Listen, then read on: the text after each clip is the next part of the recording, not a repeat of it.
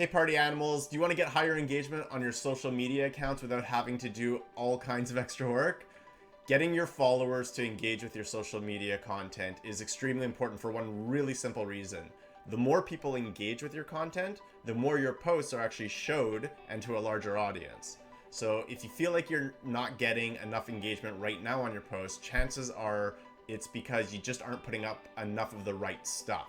So that's why in this episode, I'm going to share with you how to get way more engagement without doing more work on your social media than you're currently putting in. You'll learn the 4 different types of social media posts with examples and how often to use each.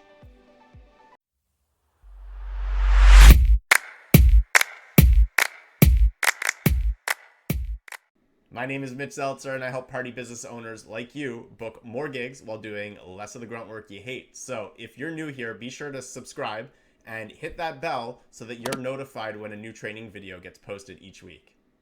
Engagement on social media is the key to online success. With it, your social media accounts will explode and you'll be turning your followers into customers in no time.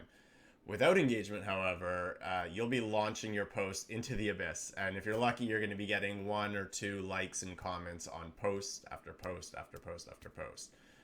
By the end of this video, you'll learn a simple way to get way more engagement by posting the right kinds of posts at just the right time. I'm going to teach you 4 different types of social media posts with examples of each. Plus, we'll go over how often and at what frequency to use each of the different types so that you can maximize engagement without putting in a ton of extra work. Applying these principles has made a huge difference for me over the years. It took me a really, really long time to sort of figure out the trends. But once I figured it out, it was like getting the keys to the kingdom, and I never looked back after that. I still use these strategies today, and quite frankly, I don't see that changing for any time soon. I'm excited to share these secrets with you today, so let's dig right in.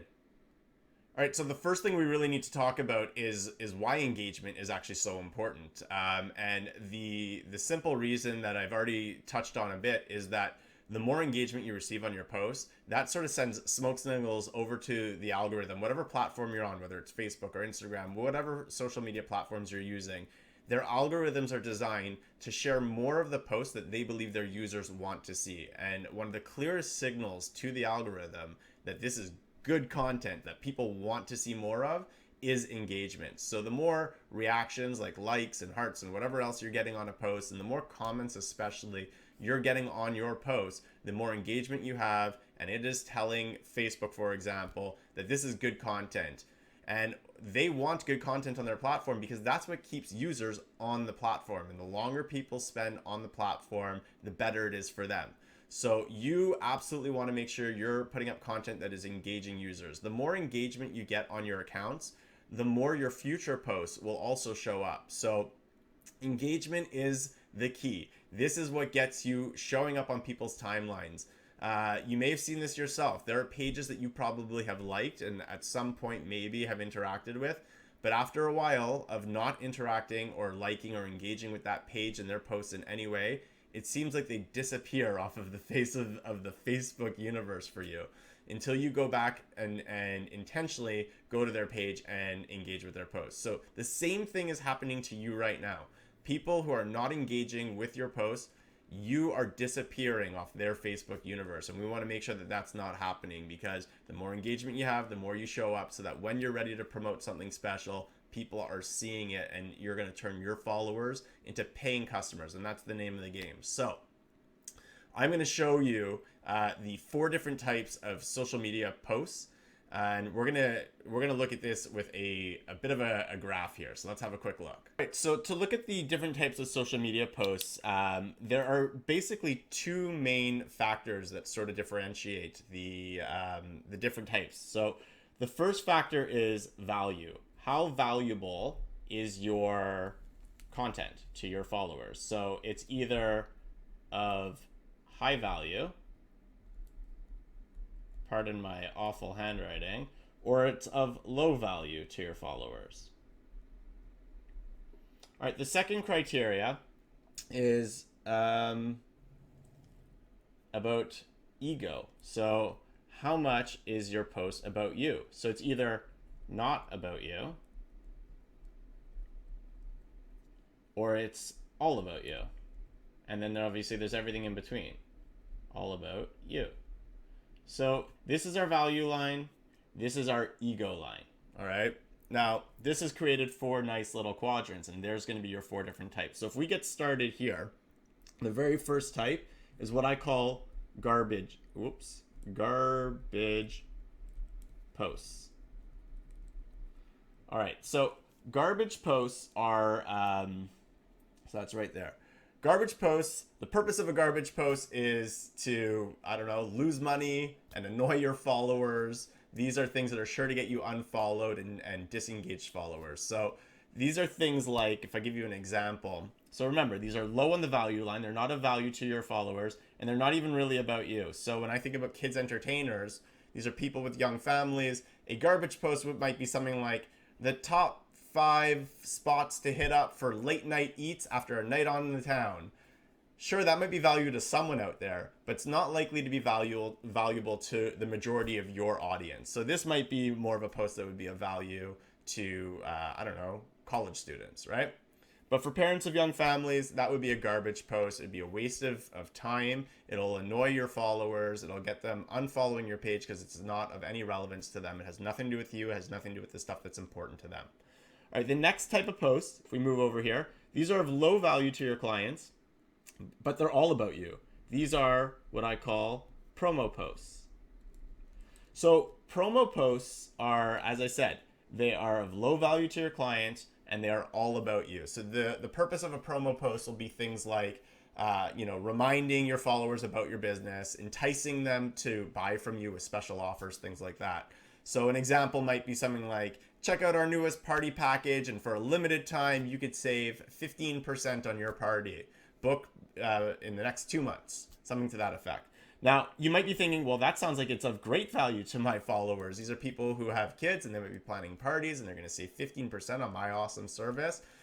Well, this isn't really a value post. This is definitely a promotional post. If you think about your audience, there's actually only a segment of your audience that's in a planning now phase of their year. So if my kid's birthday just passed 2 weeks ago, your 15% savings over the next 2 months is of zero value to me. And that's what makes this a promo post, is it's not of value to the majority of your audience. So keep in mind, and this is what I see most people posting most often are these promo posts. It's all about them. It's about pictures at the events that they're at. It's testimonials and reviews about their service, special offers about things they have on the go. It is a promo post. There's a place for it, but there are other kinds of posts that we need to be posting as well. So let's get into those. So we're going to move up to this quadrant over here. So posts that are not about you, but are of high value to your clients, I call these value posts. So value posts. So like I said, these are of high value to your clients and they're not about you. So value posts, the purpose of a value post is to show your audience that you understand them and you care about them and you genuinely want to help them out. So an example I could think of is, let's say you're looking ahead to the forecast and you see it's going to be just a downpour this weekend. It's going to be raining all weekend long.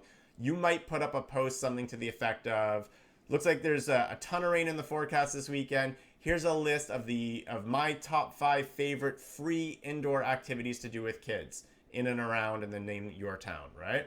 So that's a value to your audience. It's not promoting your service in any way. It's showing you understand your audience, the struggles that they're dealing with, and you're there to be of service to them. So even if I'm planning a party right now or not planning a party right now, that is going to help me and be of value to me. It's not promoting your service in any way, but it's getting you in front of me in a way that I'm likely to engage with, and engagement is the name of the game, right? So those are your value posts. Now, if we were to mash your value posts and your promo posts together, that's when you get things that are of high value and all about you.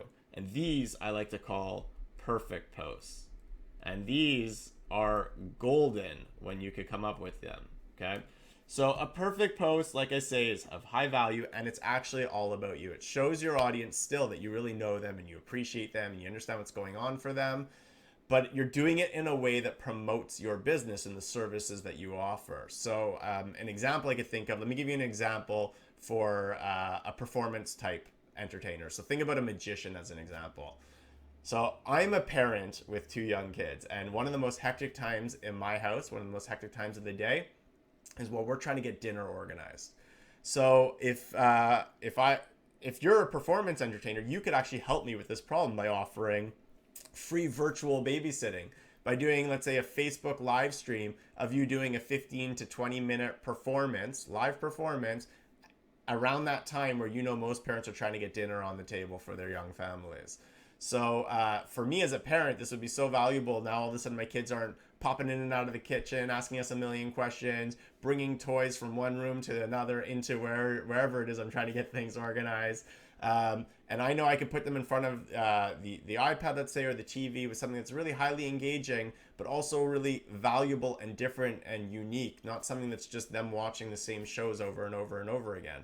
So this would apply to, if you're a character entertainer, or you do, let's say, science-based programs, and you can offer like an exciting show that's both educational and entertaining for my kids, and it's live with a real person on the other end. That would be super cool, and it would be something I would definitely take notice of.